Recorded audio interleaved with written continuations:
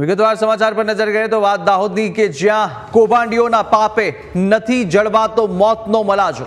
દુધિયામાં રસ્તાના અભાવને કારણે સ્મશાન ગૃહ જવામાં લોકોને હાલાકી પડી રહી છે। સ્મશાન ગૃહ જવા સ્થાનિકોને કાદવ કિચડમાંથી પસાર થવું પડે છે, જ્યાં બિલો મંજૂર થવા છતાં પણ મનરેગા યોજનામાં રસ્તો બન્યો જ નથી, જ્યાં ગ્રામજનોએ આક્રોશ સાથે વિડીયો પણ વાયરલ કર્યો છે અને આ દ્રશ્યો પણ સામે આવ્યા છે કે જ્યાં સ્મશાન ગૃહનો આ રસ્તો અને ત્યાં પણ મોતનો વલાજો જાળવવામાં નથી આવી રહ્યો કે જ્યાં તંત્રના પાપને કારણે અત્યારે આ લોકો કાચા રસ્તે અને કાદવ કિચડમાં પસાર થવા માટે મજબૂર થયા છે।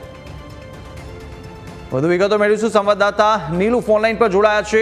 નીલુ, જે રીતે આ વિડીયો સામે આવ્યો છે અને અહીંયા આગળ મનરેગાનો જે રસ્તો મંજૂર થઈ ચૂક્યો છે પરંતુ હજુ સુધી કોઈ કાર્યવાહી થઈ નથી, આ અંગે ત્યાંના તંત્ર શું કહી રહ્યું છે, અધિકારીઓ શું જવાબ આપી રહ્યા છે અને આ વિડીયો ક્યારનો છે? જી, દેવગઢ બારિયા તાલુકાના દુધિયા ગામે સ્મશાનમાં જવા માટે હાલકી વેઠતા ગ્રામજનો। આ વિડીયો દેવગઢ બારિયા તાલુકાના દુધિયા ગામનો છે। મનરેગા યોજનામાં આ રસ્તો બન્યો જ નથી અને બોલી મંજૂર થઈ ગયા છે। આ રસ્તો ગ્રામજનોનો આક્ષેપ છે। ગ્રામજનોએ સ્મશાન યાત્રા માટે અંતિમ વિધિ માટે પહોંચવા માટે કાદવ કિચડમાંથી પસાર થવાનો વારો આવ્યો હતો। કૌભાંડીઓના પાપે મોતનો મલાજો પણ નથી જોડવાયો। ગ્રામજનોએ આક્રોશ અને આક્ષેપ સાથે વિડીયો કર્યો તો સોશિયલ મીડિયામાં વાયરલ। મનરેગા કૌભાંડમાં મંત્રી પુત્રોની સંડોવણી પણ બહાર આવી હતી। હાલમાં બંને મંત્રી પુત્રોને જામીન મળી ગયા છે, ત્યારે ગ્રામજનોએ આ વિડીયો સોશિયલ મીડિયા પર વાયરલ કર્યો હતો। અગાઉ પણ સંજેલી તાલુકા પણ આવો જ વિડીયો વાયરલ થયો હતો, જ્યાં કાદવ કિચડમાંથી સ્મશાન યાત્રા લઈ જવા પર લોકો ગ્રામજનો મજબૂર બન્યા હતા। જી બિલકુલ નીલુ, આ રસ્તો કેટલા સમયથી આ પ્રકારે બિસ્માર છે? શું પહેલા કોઈ માર્ગ હતો કે માર્ગ બન્યો જ નથી અને આ બિલો મંજૂર ક્યારે થયા હતા? કેટલા સમય થઈ ચૂક્યો છે? જી, આ રસ્તો તો હજુ બન્યો જ નથી, પણ ઓન પેપર આ રસ્તો જે કાગળમાં છે તે પાસ બતાવી રહ્યો છે, જ્યાં મનરેગા કૌભાંડમાં બહાર આવ્યો હતો। આજ દિન સુધી આ રસ્તો બન્યો જ નથી। લોકોને આવા કાદવ કિચડમાંથી જ જવા લોકો મજબૂર બની રહ્યા છે। સ્થાનિકોએ આ અંગે કોઈ રજૂઆત કરી છે આગળ? કારણ કે આ જે દ્રશ્યો સામે આવી રહ્યા છે કે પાણી ભરાઈ ચૂક્યા છે, કાદવ કિચડમાંથી આ રીતે આ લોકો પસાર થવા માટે મજબૂર થયા, તો શું આ અંગે તંત્ર દ્વારા કોઈ વૈકલ્પિક વ્યવસ્થા કરવામાં આવી છે આ સ્મશાન ગૃહ માટે જવા માટે ત્યાંના? ના, હજુ હાલ સુધી નહીં। આ મનરેગામાં જે આ કૌભાંડ બહાર આવ્યું ત્યારે લોકોને બહાર ખબર પડી કે આ મનરેગા કૌભાંડમાં જે રસ્તો છે આ બિલ પાસ થઈ ગયો છે, પણ આજ દિન સુધી આ રસ્તો બન્યો નથી। ત્યાર પછી લોકો દ્વારા વારંવાર રજૂઆત કરવામાં પણ આવી રહી છે, પણ અત્યાર સુધી આનો કોઈ પણ ઉપાય કરવામાં આવ્યો નથી।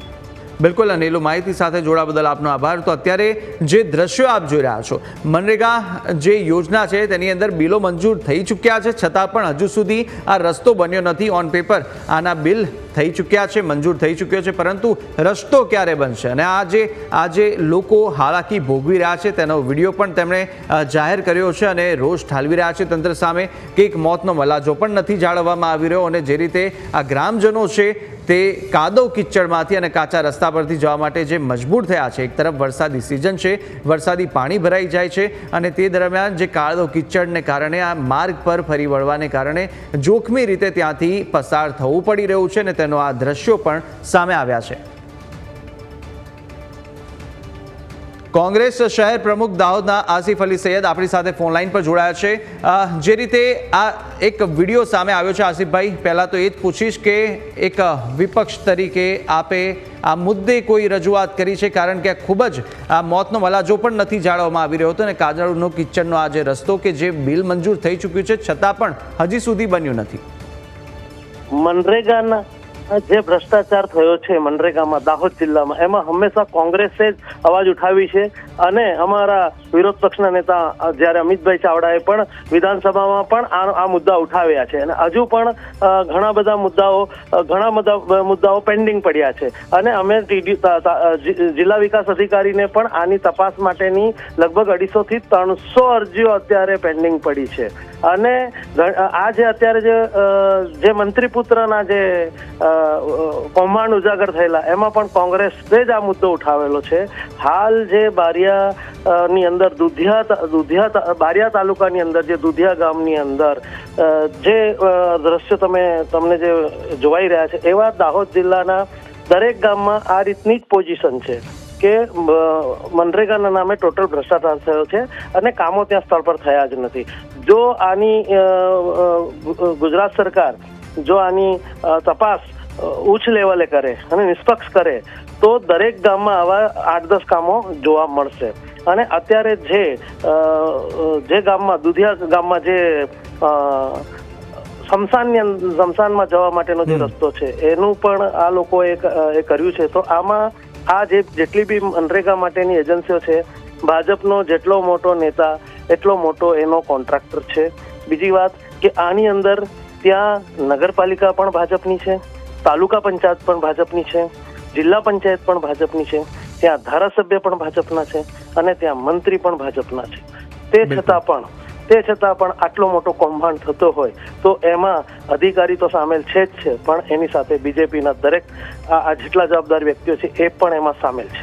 બિલકુલ બિલકુલ આશિફભાઈ, અમારે તો બસ એક જ માંગ છે કે આ જે તકલીફ પડી રહી છે તેની માટે અત્યારે આપ પણ વિપક્ષમાં એક મુદ્દો ઉઠાવો ને વૈકલ્પિક વ્યવસ્થા કરી આપો આ લોકો માટે, તે સારું રહેશે. આપ અમારી સાથે જોડાયા, ચર્ચા કરી તે બદલ આપનો આભાર. આપણી સાથે વિનોદભાઈ બારૈયા પણ આપણી સાથે જોડાયા છે, જેઓ ત્યાંના સ્થાનિક છે. વિનોદભાઈ, સ્વાગત છે ન્યૂઝ કેપિટલમાં. આ એક વિડીયો સામે આવ્યો છે, સ્મશાન ગૃહ માટે જવા માટે અનેક મુશ્કેલીનો સામનો કરવો પડી રહ્યો છે. માર્ગમાં પાણી ભરાઈ ચૂક્યા છે, કાદવ કિચડનો આ રસ્તો, ત્યાં કેવી તકલીફ પડી રહી છે, કેટલા સમયથી આ તકલીફ છે ને તંત્ર દ્વારા અત્યારે હવે શું કહેવામાં આવી રહ્યું છે? જી સર, આમાં તો શું છે કે રસ્તો તો પહેલાથી ચીલો હતો, આપણે ગાડા ચીલો કે ને જી, એવો નાનો રસ્તો એવો હતો પહેલાથી, એટલે વાટ ચાલુ રસ્તો, મતલબ પગદંડી.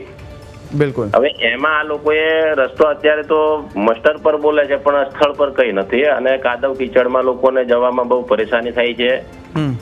અરે ગામમાં શમશાન 2012 ની અંદર આવ્યું હતું એવું જાણ્યું હતું, પણ સ્થળ પર શમશાને નથી, સગડીઓ પડી છે. અમારા માજી સરપંચને ત્યાં સગડીઓ પડી છે, અમે સગડીઓની ઘણીવાર જાણ કરી પણ અત્યાર સુધી એમનો કોઈ માહિતી અમને મળી નથી.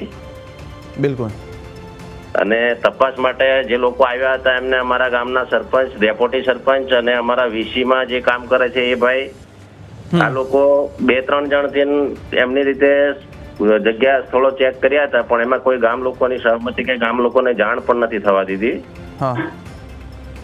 એટલે અમારી એવી માંગ છે કે ફરીથી તપાસ કરે અને ગામના લોકોની વચ્ચે રાખીને તપાસ કરે. ફળિયામાં જે તે ફળિયામાં રસ્તો બન્યો છે તો એ ફળિયામાં 2-3 આગેવાનો લેવું પડે.